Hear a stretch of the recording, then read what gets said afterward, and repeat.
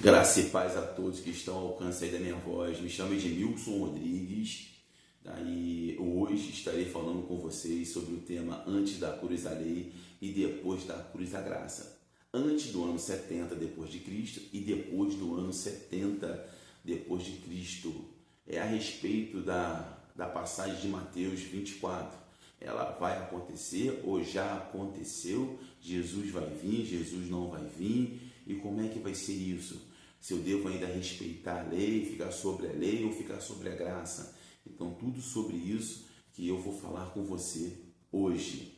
Mas antes disso, se inscreva lá no meu canal, acione lá o sininho, que todo vídeo que eu postar no YouTube, você vai recebendo uma notificação para ficar informado a respeito dos vídeos que será postado. Como eu falei no vídeo anterior, que eu falei que eu vou apresentar alguns temas meio que polêmico, né, para compartilhar com você aquilo que Deus me revelou, que Ele descortinou a minha visão para que eu enxergasse a verdade, que é a palavra de Deus.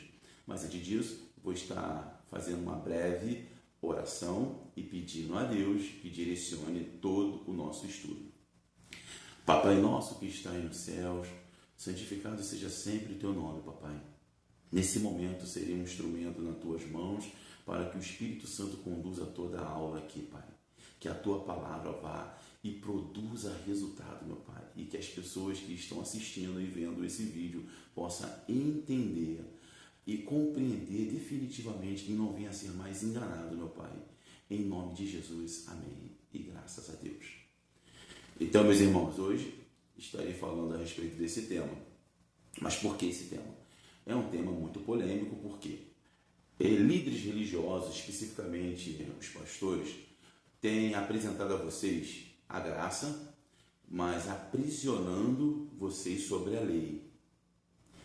E com isso, fizeram que amedrontasse as pessoas, ou seja, fizeram mensagens de pânico, e com esse pânico eles já acabaram enriquecendo. Líderes ficaram muito ricos com essa mensagem. Eles descobriram a essência da mensagem, da qual fizeram com que eles enriquecessem.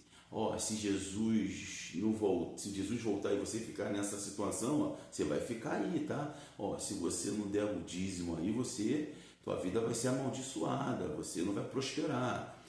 Tem que fazer a campanha, tem que trazer água benta, tem que trazer água para a gente ungir aqui.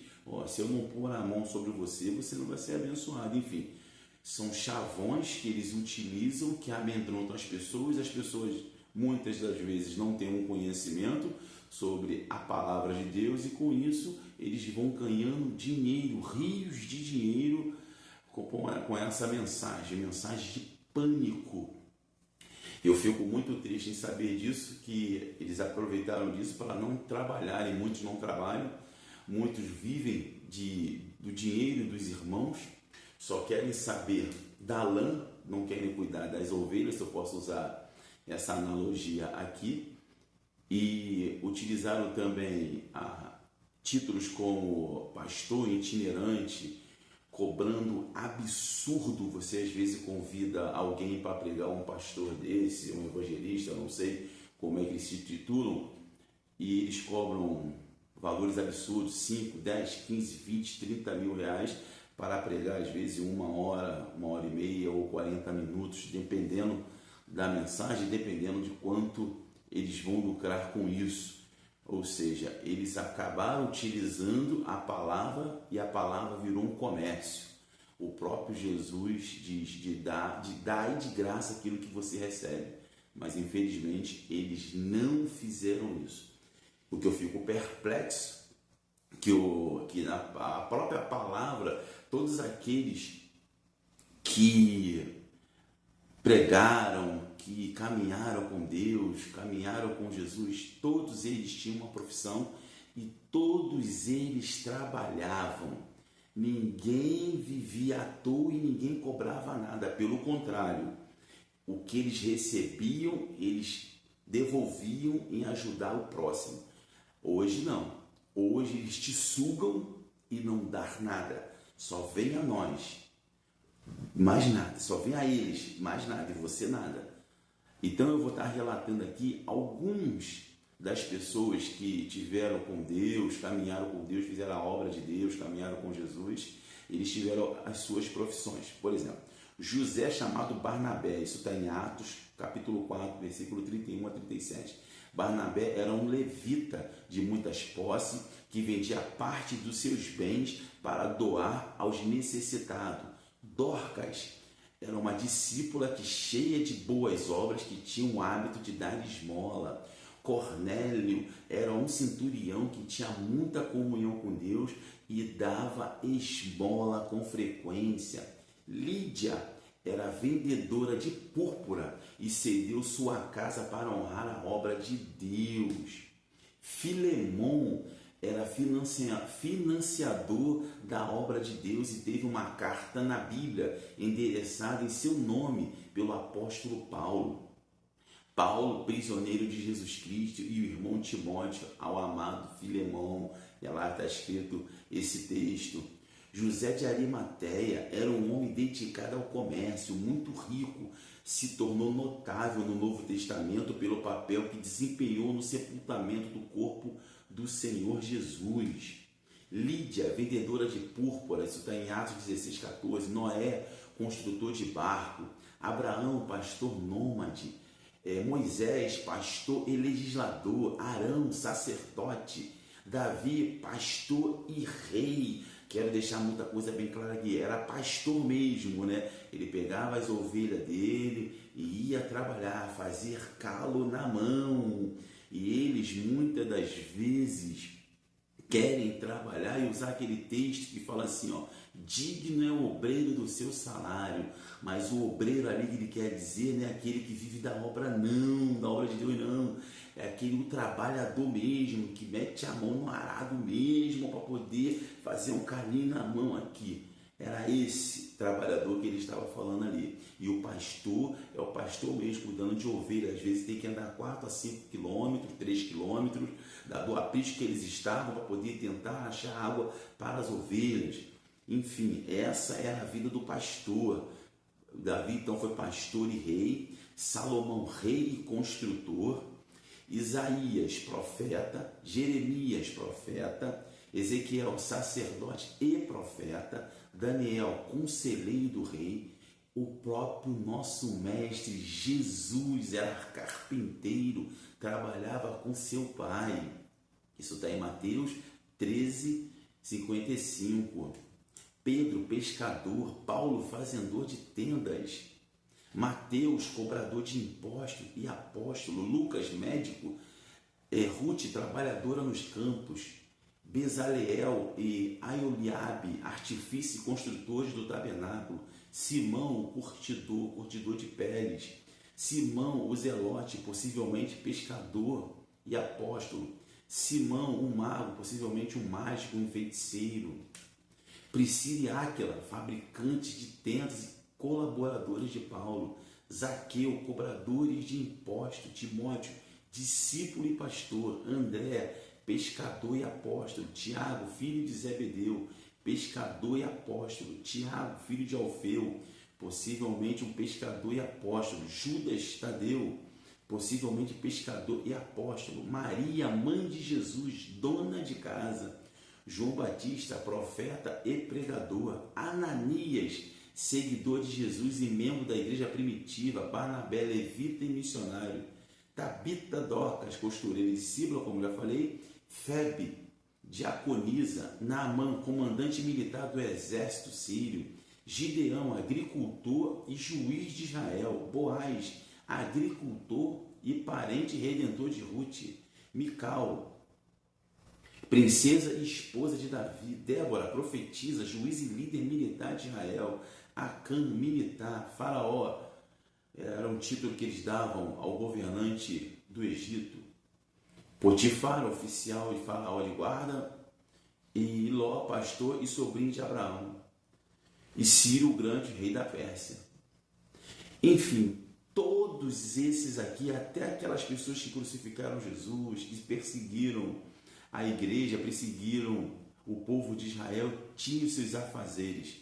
E hoje eles não querem trabalhar. Os pastores hoje querem só viver do dinheiro de vocês, do dinheiro da igreja. Eles não, a grande maioria vive dessa forma.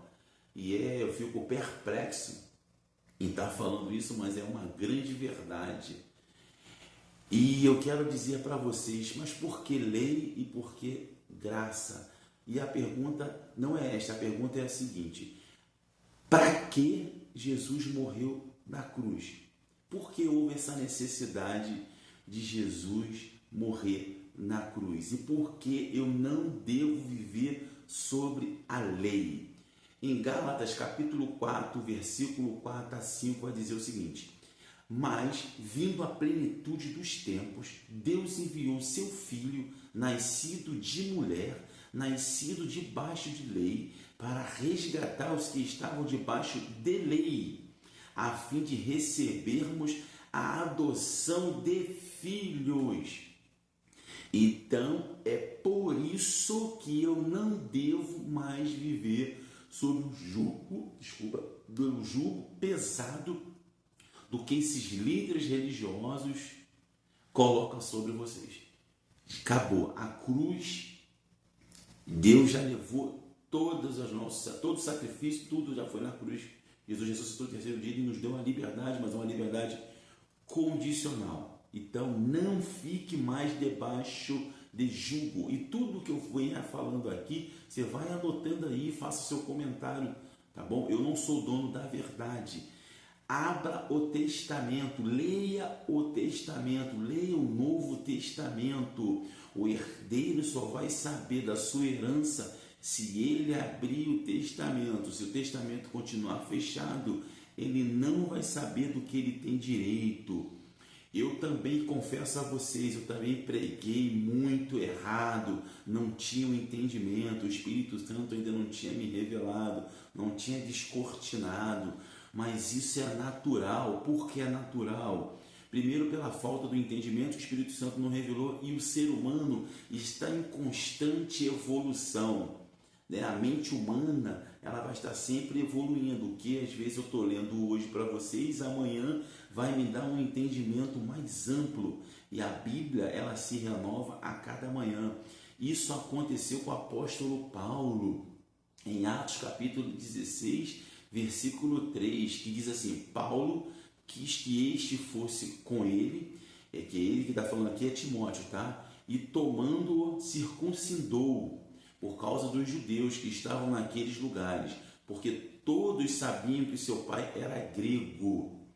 Você percebe que Paulo aqui circuncidou Timóteo, mas quando você vai lá em Gálatas capítulo 5, versículo 2, que ele diz assim, eis que eu, Paulo, vos digo que se vos deixardes circuncidar, Cristo de nada vos aproveitará. Você percebe a evolução de Paulo. Em Atos, ele tinha a conotação da circuncisão. Já em Gálatas, já falou, se você circuncidar, de nada serve. Entenderam como é que a mente humana ela vai evoluindo a cada dia mais. E precisamos também entender, como eu falei no vídeo anterior, como ler a Bíblia, que você tem que aprender, sabe? Você tem que entender remetente, para onde está sendo escrita essa carta, né? Se esse texto é circunstancial, se é transcendental. Você tem que ter essa visão e esse entendimento. E toda mensagem futurística que a palavra de Deus está dizendo foi para aquela época, foi para aquele ano antes do ano 70. Todas as cartas que foram escritas, a maioria delas, ou pode ser todas elas, foram escritas antes do ano 70. A mais recente foi no ano 68 depois de Cristo. Eu relatei algumas aqui que diz, Gálatas foi escrita em 57 depois de Cristo, 1ª e 2ª Tessalonicenses 51, 52 depois de Cristo, 1ª e 2ª Coríntios 55, 56 depois de Cristo, Romanos foi escrito em 57 depois de Cristo, Efésios, Colossenses e Filemão 61 e 62 depois de Cristo, Timóteo e Tito entre 64 e 67 depois de Cristo, Hebreus foi no ano 60 e 62, Tiago no ano 50 depois de Cristo, Pedro, 1 Pedro e 2 Pedro, 62 a 64 depois de Cristo, 1 e 2 e 3 João, entre 70 a 100 depois de Cristo, Judas, entre 40 e 80 depois de Cristo, e Apocalipse, 64 e 67 depois de Cristo. Então, como eu volto a dizer, você precisa ter essa visão e esse entendimento. Então, todos os eventos que ocorreu naquela época, ou todos os eventos futuristas que o apóstolo Paulo vai dizer, Pedro vai dizer, foram especificamente para aquela geração. Mas o que acontece com isso? Por que eu estou falando isso? Porque o sistema religioso oferece aquilo que o governo não oferece. No nosso país aqui, a gente tem um problema seríssimo com a saúde. Então ele percebe que o ser humano precisa de saúde, como o governo ele não proporciona, né, uma saúde muito boa para a população. Aí eles começam a pregar, dizendo que eles vão curar, que eles vão libertar, que se a pessoa fizer uma campanha, a pessoa vai ser curada. São campanhas de cultos de libertação, enfim. Então eles pegaram essas informações e aprisionaram as pessoas, colocando essas informações erradamente, e as pessoas no seu âmbito, na sua agonia, no seu desespero, acaba dando ouvido a esse tipo de mensagem. Mas eu quero dizer para você só vai obter vitória a pessoa num ato de desesperador, a pessoa acaba indo e acaba se sujeitando a esse miticismo, mas a nossa vitória já está bem certa e ela já está conosco, que é em Jesus Cristo. Estarei lendo com vocês agora, nesse momento, Hebreus capítulo 10, versículo do 36 ao 37, que diz assim: com efeito, tendes necessidade de perseverança, para que, havendo feito a vontade de Deus, alcanceis a promessa. Porque ainda dentro de pouco tempo, aquele que vem virá, e não tardará.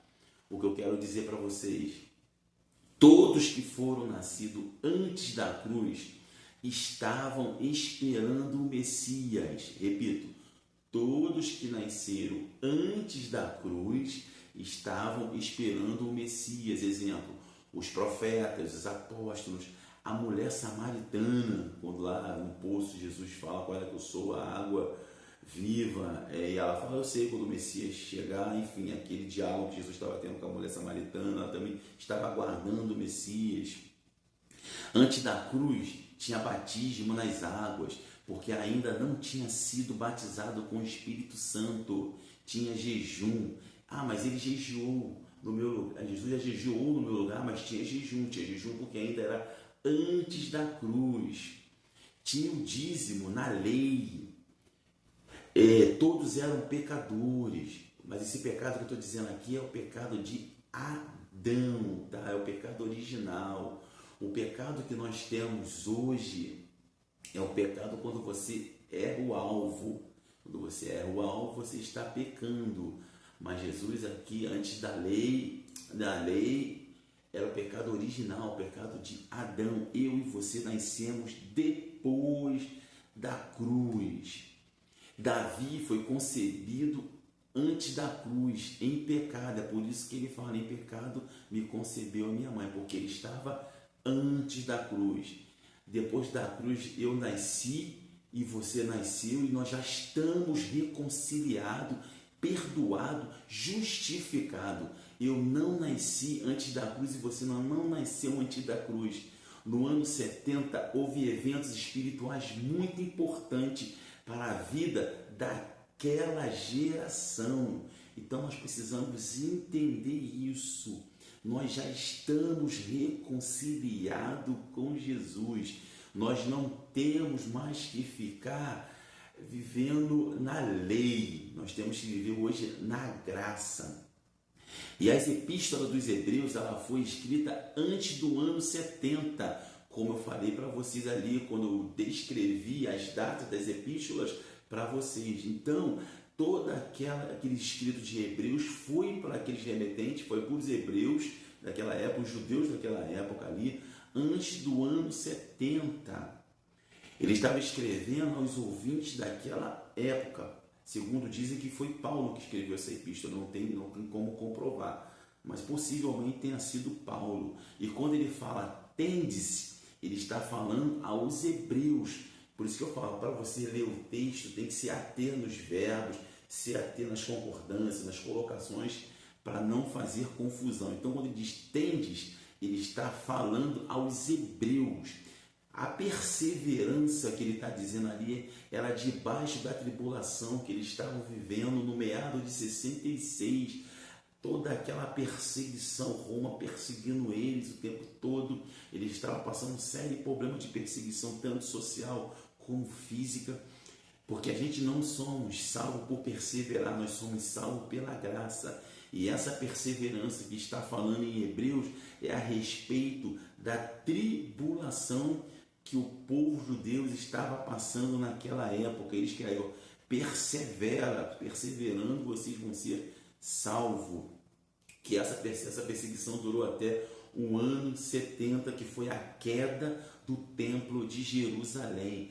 E Jesus havia predito isso em Mateus 24, no seu sermão escatológico. Jesus disse que todos que perseverassem naquela tribulação ali seriam salvos. Eles viviam em perseverança devido que eles estavam vivendo.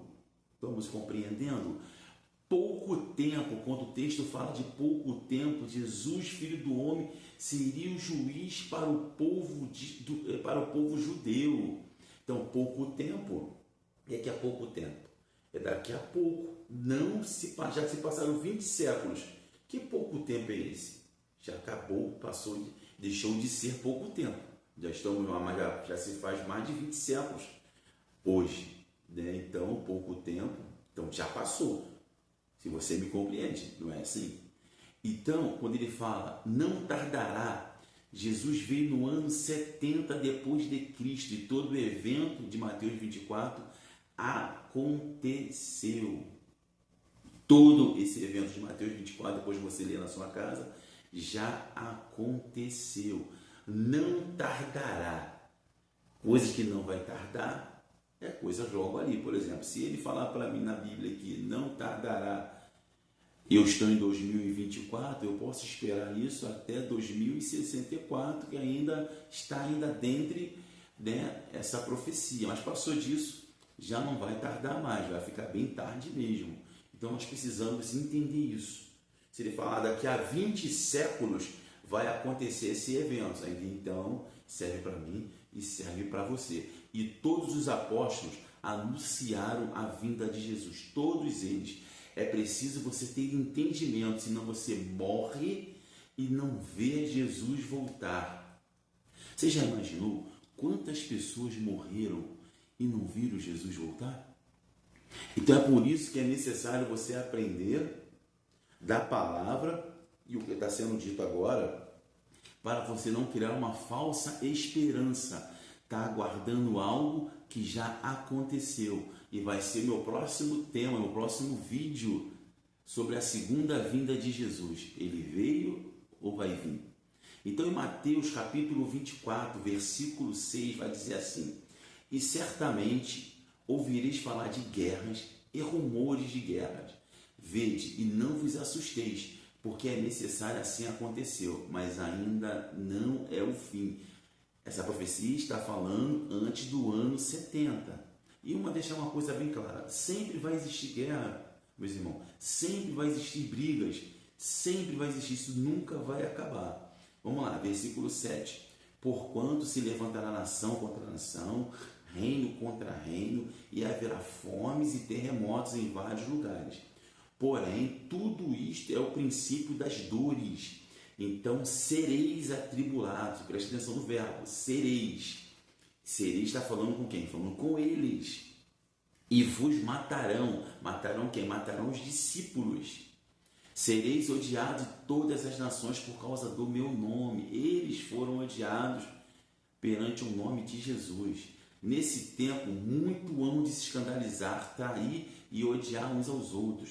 Levantar-se-ão muitos falsos profetas e enganarão a muitos. E por se multiplicar a iniquidade, o amor se esfriará de quase todos. Aquele, porém, que perseverar até o fim, esse será salvo. Volto a dizer, essa perseverança era a respeito do que eles iriam passar antes do ano 70 da tribulação, que eles estavam já vivendo ali no ano de 66 depois de Cristo. Então, nós entenda, nós não somos salvos por perseverar, nós somos salvos pela graça, tá? E será pregado este evangelho do reino por todo o mundo, para testemunho a todas as nações. Então virá o fim. Serei, está falando com os discípulos, perseverança não salva, somos salvos pela graça. Essa perseverança foi da tribulação que eles passaram na mão de Nero, aonde crucificou Pedro de cabeça para baixo, decapitou Paulo em Roma. Era essa perseverança que Jesus estava falando. O fim daquela geração tinha que acabar. Eu falo muito isso, como ler a Bíblia. O que é geração? Quanto tempo dura uma geração? Depois de dar uma olhadinha lá no vídeo anterior que você vai entender sobre geração. E o evangelho tinha que ser pregado, e ele foi pregado em Roma, na Judéia. Mas quem iria pregar e quem pregou? Paulo pregou aos gentios, Pedro, Tiago e João pregou aos judeus. E essa palavra em todo mundo significa oikounene, significa terra habitada. Vou repetir, oikounene, terra habitada. Por quê? No grego, o hebraico, tem muito menos palavras que na nossa língua portuguesa. Hoje está aproximadamente 400 mil palavras na nossa língua brasileira, aqui português, 400 mil palavras, enquanto no hebraico tem aproximadamente 45 mil aproximadamente. Então você tem que ajustar, na hora de fazer a tradução, ajustar para dar um entendimento. Mas o que ele está dizendo aqui, a questão de mundo, era a terra habitada. Então, todo local que tinha ser humano, havia uma habitação, a palavra de Deus foi pregada. Esse mundo aí, o mundo significa o quê? Terra habitada. Por ocasião de começar o juízo pela casa de Deus. Vou estar lendo para vocês agora 1 Pedro, capítulo 4, versículo 17, que foi a pregação de Pedro para os judeus. Que ele está dizendo aqui, 1 Pedro 4, 17. Porque a ocasião de começar o juízo pela casa de Deus é chegada. Ora, se primeiro vem por nós, qual será o fim daqueles que não obedecem ao Evangelho de Deus? Pedro está pregando para os judeus, anunciando juízos antes do ano 70 depois de Cristo. E essa casa de Deus aí era o templo de Jerusalém, que iria ser destruído. Tiago também falou a mesma coisa para os judeus. Sede vós também paciente, fortalecei o vosso coração, pois a vinda do Senhor está o quê? Próxima. Então, se está próxima, estava logo ali, vamos dizer assim. Ele fala isso em Tiago, capítulo 5, versículo 8. Todas as cartas foram escritas antes do ano 70, como eu já havia dito, e já se passaram 20 séculos. E nada aconteceu com a gente. Por quê? Esse evento já aconteceu. Próximo é algo que está muito distante ou está muito perto? É lógico que está muito perto. Então ele está dizendo para os judeus daquela época, para aquela geração daquela época que precisava chegar ao fim. Irmãos, não vos queixeis uns dos outros para não ser julgado. Eis que o juiz está à porta. Se ele está à porta, porque ele não vem? Tiago, capítulo 5, versículo 9. Esse juiz é Jesus, que viria como filho do homem para julgar o povo de Israel. E já se passaram 20 séculos. E Jesus não veio ainda? E aí? Por que ele não veio ainda? Então a gente tem que refletir, ler o texto com muita atenção e entender para quem esse texto está sendo escrito. Bem-aventurados aqueles que leem e aqueles que ouvem as palavras do profeta, da profecia, ou seja, da profecia, e guardam as coisas nela escritas, pois o tempo está próximo. Apocalipse, capítulo 1, versículo 3. Todas essas informações, todos esses textos foram escritos tudo antes do ano 70. Se está próximo, porque os crentes ainda esperam.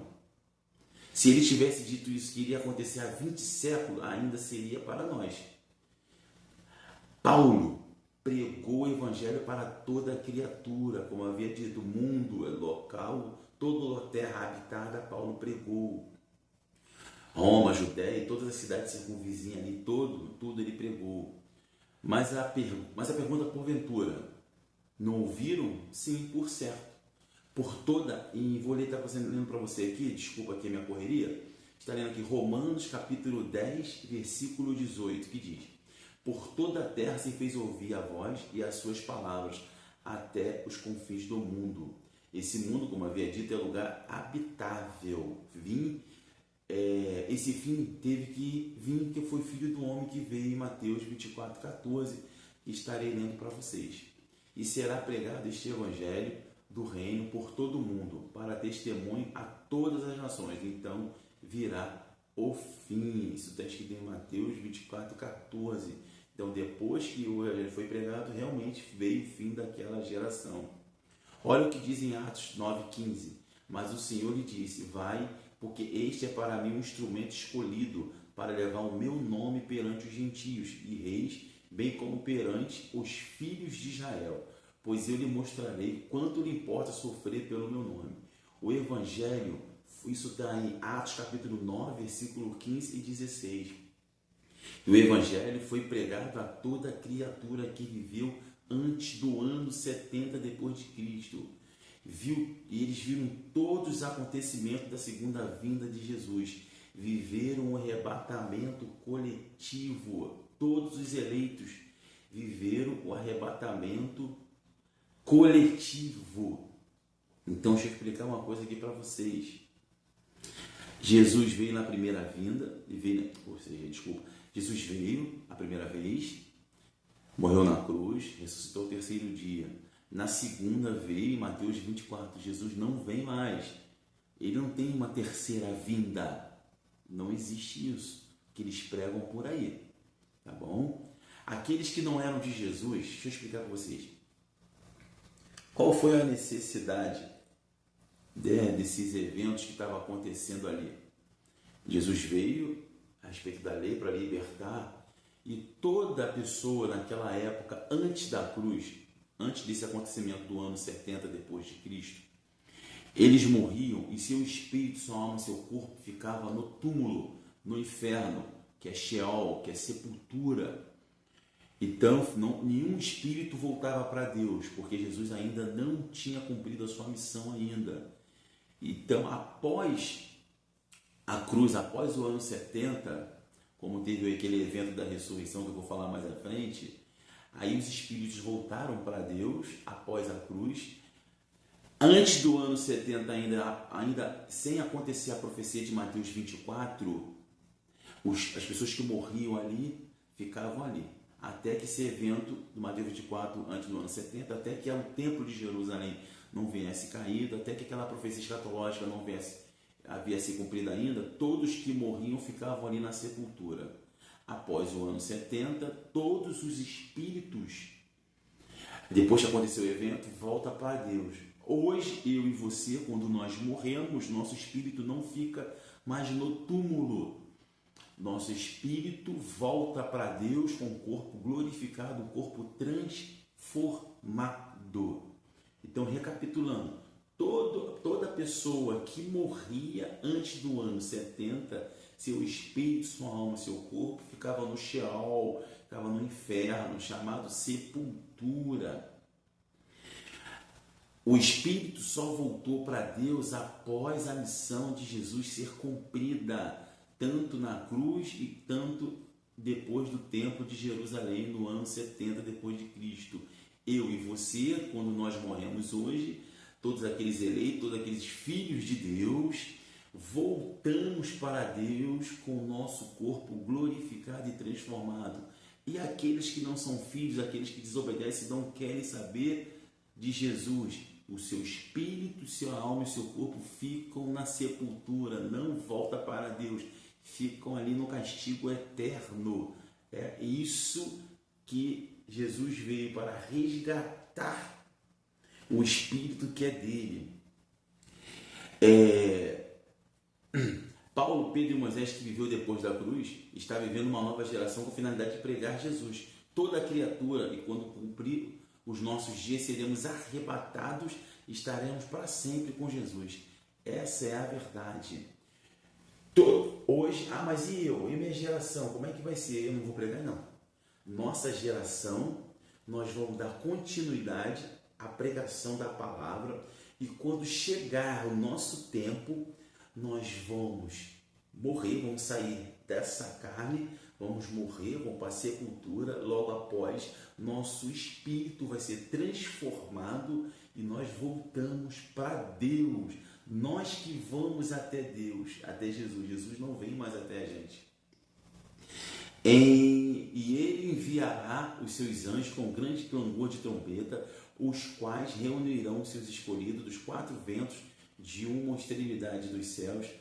A parábola da figueira, a exortação da vigilância, em Marcos 13, 28 e 37. Lucas 21, 29 e 36 está falando sobre a parábola da figueira e está dando essa explicação da vinda do Filho do Homem. Em Mateus 24, 31 e 34 diz: aprendei, pois, a parábola da figueira. Quando já vos seus ramos se renovam e as folhas brotam, sabei que está próximo o verão. Assim também vós, quando virdes todas estas coisas, sabeis que está próximo às portas. Em verdade vos digo que não passará esta geração sem que tudo isto aconteça. Não é a minha e a sua geração. Esta geração é aquela geração que Jesus está falando em Mateus 24, 31 a 34. Os escolhidos que Jesus estava falando eram aqueles que estavam vivendo aquela geração antes do ano 70 depois de Cristo. Todos eles esperavam o arrebatamento que aconteceu no ano 70. Foi uma promessa do versículo 31. Se eles perseverassem, a tribulação daquela época, o texto não está dizendo a igreja de hoje, está dizendo aquela geração. Eles esperavam o arrebatamento e a transformação dos corpos. Quem morria, como havia dito, já disse isso, volto a repetir, antes da vinda de Jesus, seus corpos e seu espírito ficavam presos no túmulo. O espírito ficava aguardando o juízo. Prova disso está em 1 Coríntios capítulo 15, versículo 24 e 26. E então virá o fim, quando ele entregar o reino ao Deus e Pai, quando houver destruído todo o principado, bem como toda a potestade e poder, porque convém que ele reine até que haja posto todos os inimigos debaixo dos pés. O último inimigo a ser destruído é quem? É a morte. Está vendo aí? Então, o último inimigo que estava no sepulcro, ali na sepultura, junto com o espírito, alma e corpo, que não voltava para Deus, Jesus vem e resgata para o céu. Ele estava falando isso porque o evento ainda iria acontecer. Paulo está falando aos coríntios que ainda assim iria acontecer esse evento, que os corpos e a morte eles iriam ser vencidos após a vinda, que ele estava aguardando a volta do Senhor Jesus. A palavra potestade e principado era o Império Romano. A última coisa a ser destruída era a morte. O corpo e a alma e o espírito, como volto a dizer, ficava retido no túmulo, e todos eles estavam aguardando Jesus voltar para resgatar esse espírito. E aconteceu com todos os eleitos antes de 70. Jesus tinha que julgar o povo de Israel para depois arrebatar os espíritos dos eleitos. Aí foi Moisés, Abraão, Isaías, Jeremias, todos foram arrebatados para o céu com Jesus. Como todos estavam aguardando, tanto os vivos quanto os mortos, o arrebatamento foi coletivo. Em 1 Coríntios 15, 27 e 28 vai dizer: porque todas as coisas sujeitou debaixo dos seus pés. E quando diz que todas as coisas lhe estão sujeitas, certamente exclui aquele tudo que lhe subordinou.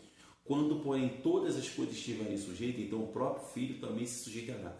Aquele todas as coisas lhe sujeitou, para que Deus seja tudo em todos. Então, depois que tudo foi cumprido, a profecia foi cumprida, Jesus voltou para o Pai, para o céu, e ali ficou em nome de Jesus. Ele resgatou o Espírito, enfim, acabou a sua missão. Essa manifestação da vinda do Filho do Homem iria terminar quando Jesus viesse. Ele iria deixar seu Filho do Homem e voltar a ser Deus. Bendito seja sobre todos. Ele voltou a ser, ele já era Deus, então depois que tudo se cumpriu, voltou e ele é o nosso Deus. Quando Jesus ressuscitou naquela cruz, aconteceu esse evento no ano 70 depois de Cristo, em Mateus 24, ou seja, Mateus 27, 50 a 54. Aconteceu um evento extraordinário que ainda é pregado hoje, como se esse evento iria ainda acontecer. Leia comigo, Mateus 27, 50. Jesus, clamando outra voz com grande voz, entregou o Espírito. Eis que o véu do santuário se rasgou em duas partes, de alto a baixo. Tremeu a terra, fendeu-se as rochas, abriram-se os sepulcros e muitos corpos de santos que dormiam ressuscitaram. E saindo dos sepulcros depois da ressurreição de Jesus, entraram na cidade santa e apareceram a muitos. O centurião e os que com ele guardavam a Jesus, vendo o terremoto e tudo o que se passava, ficaram possuídos de grande temor e disseram: verdadeiramente este era o Filho de Deus.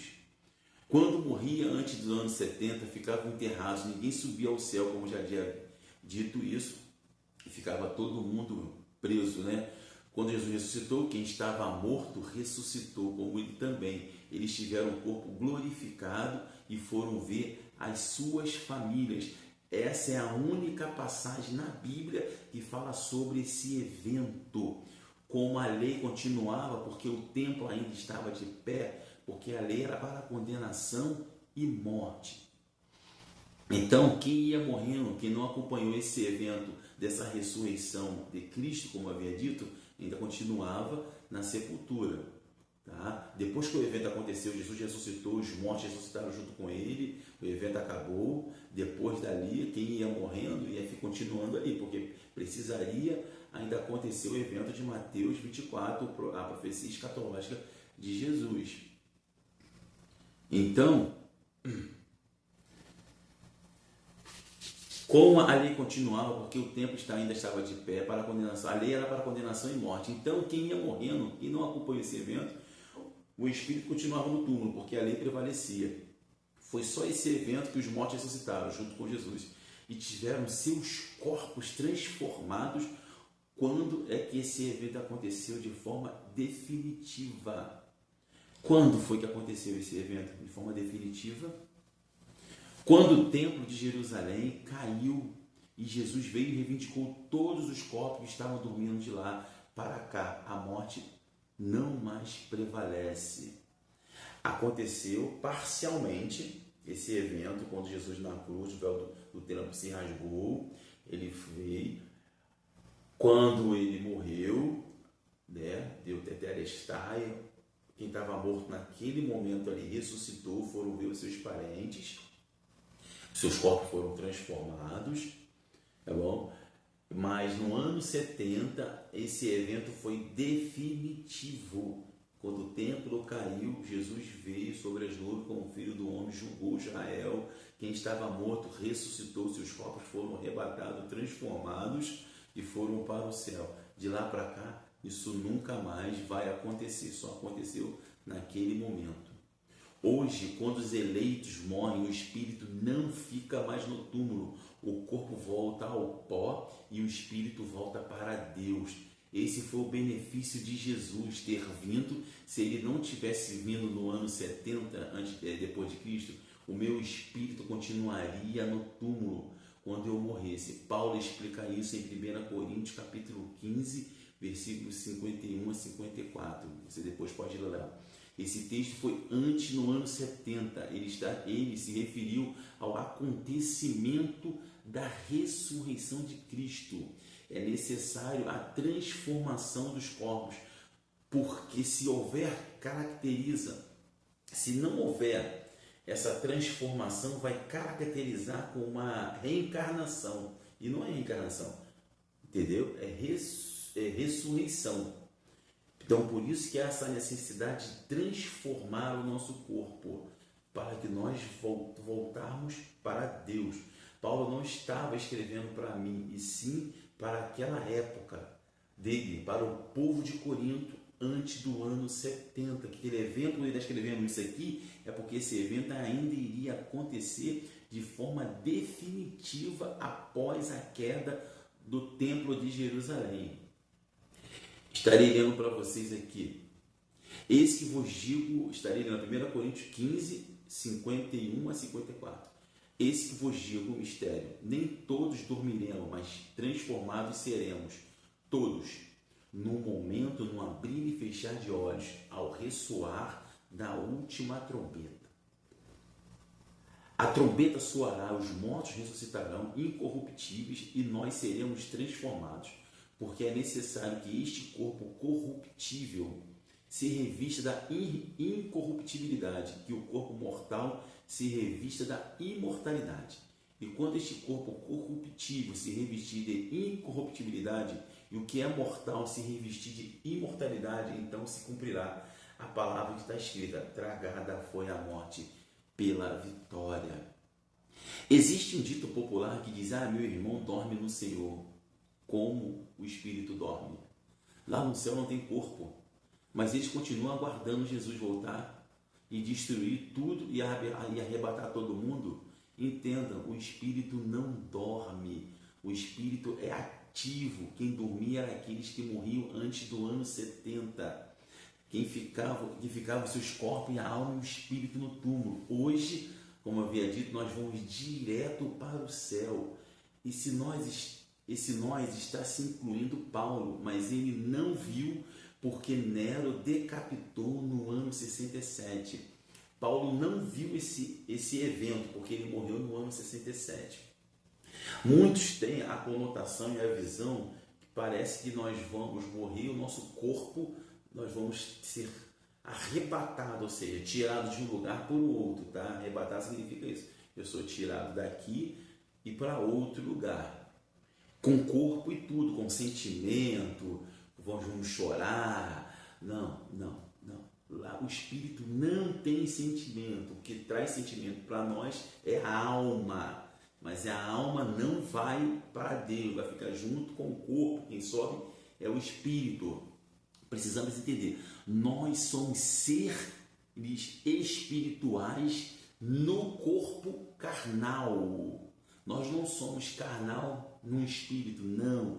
Nós somos seres espirituais passando uma experiência num corpo carnal. Então, o meu e o teu espírito, os eleitos, vão voltar para Deus. E Paulo não viu esse evento porque ele foi decapitado no ano 67.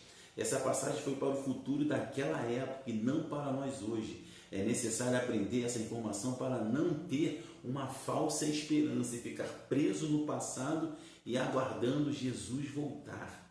A primeira vinda foi quando ele ressuscitou, já falei isso anteriormente.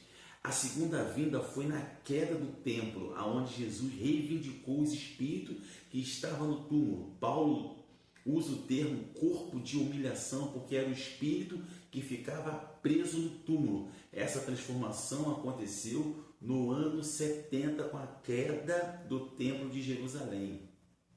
Pois a nossa pátria está no céu, de onde também aguardamos o Salvador, o Senhor Jesus Cristo, o qual transformará o nosso corpo de humilhação para ser igual ao corpo da sua glória, segundo a eficácia do poder que ele tem de até subordinar a si a todas as coisas.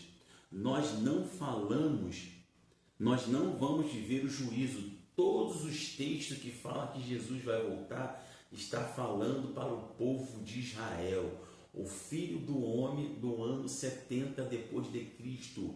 Quando terminar nossa vida aqui hoje na terra, nosso corpo vai ser transformado e vamos voltar para Deus, como diz Mateus 16, versículo 18. Então Jesus afirmou: Bem-aventurado é Simão Barjona, porque não foi carne e sangue que tu revelaram, mas meu Pai que estás no céu. Também eu te digo que tu és Pedro, e sobre esta pedra edificarei a minha igreja, e as portas do inferno, a sepultura, o Sheol, não vão prevalecer contra ela. A palavra inferno é Sheol no hebraico, que quer dizer sepultura. Então explica-se que o espírito não fica mais preso na sepultura, e sim volta para Deus. O morrer é lucro, como disse Paulo, e viver em Cristo.